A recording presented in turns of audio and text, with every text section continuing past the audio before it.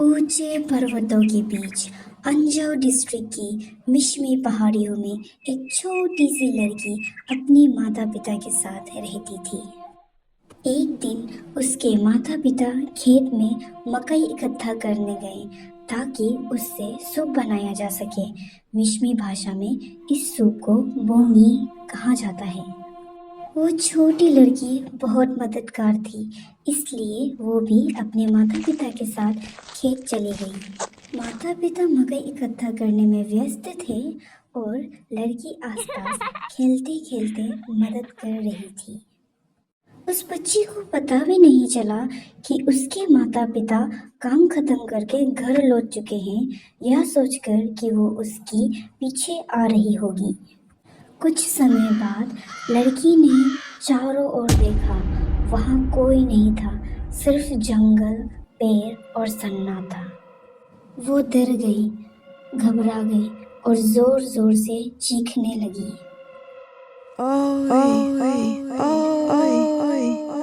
उसकी आवाज पूरी जंगल में गूंज गई। जंगल में भटक रहा एक रूह उसकी आवाज सुनकर उसे लगा कि वो उसे बुला रहा है। वो आवाज की दिशा में आया और लड़की के सामने खड़ा हो गया। लड़की को देखकर भूत खुश हो गया और बोला, यम यम खाना, मुझे बुलाने के लिए धन्यवाद।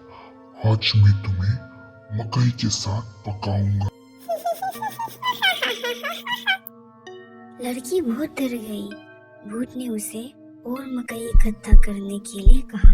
डर के मारे वो मकई इकट्ठा करने लगी, लेकिन जैसे ही भूत दूसरी तरफ देखा, लड़की सब छोड़कर तेजी से भागने लगी। वो जितनी तेज दौड़ सकती थी, दौड़ती हुई सीधे घर पहुंच गई। घर पहुंचकर उसने अपने माता पिता को सब कुछ बताया। जंगल में खो जाना, कोई चिल्लाना और भूत का आ जाना। माता पिता ने प्यार से समझाया और कहा, इसीलिए जंगल में कभी भी ओए चिल्लाना नहीं चाहिए। भूत प्रेत सोचते हैं कि कोई उन्हें बुला रहा है। उस दिन के बाद से लड़की ने ये बात कभी नहीं भूली और आज भी अंजाव में ये सच्चा विश्वास है कि जंगल में कभी ओए नहीं चिल्लाना चाहिए, हमेशा नाम लेके पुकारना चाहिए, क्योंकि जंगल सब कुछ सुनता है और हर सुनने वाला इंसान नहीं होता। Hello beautiful peoples out there, thank you so much for watching my video till the end. So before saying goodbye, I would like to say something. First of all, once again, thank you so much for watching my video till the end. And the thing is that I'm a big fan of MSI, that is my story animation. तो हम सोचा था कि ये जो फोक story है इसको भी हम एनिमेशन फॉर्म में दिखाएगा, but I realize that animation is not easy stuff. मतलब बच्चा लोग खेलनी है, बहुत मुश्किल है, बहुत मेहनत लगती है उसमें। तो आई ट्राइड बट नहीं हो पाया, but I really hope that future में हम वो एनिमेशन जो स्टफ है उसको सीखेगा और फ्यूचर में जो दूसरा फोक स्टोरीज है उसको हम एनिमेशन फॉर्म में ला सके। I just really hope that I learn that technique, जो एनिमेशन करने वरने वो सब जो है वो हम सीख जाए। सो येस, जो स्टोरी अभी आप लोगों ने सुना है, दैट इज़ द स्टोरी जो मेरे को मेरा माँ ने बताया था। And at the end of the story, my mom has also told me, never ever ever shout in the middle of the jungle randomly.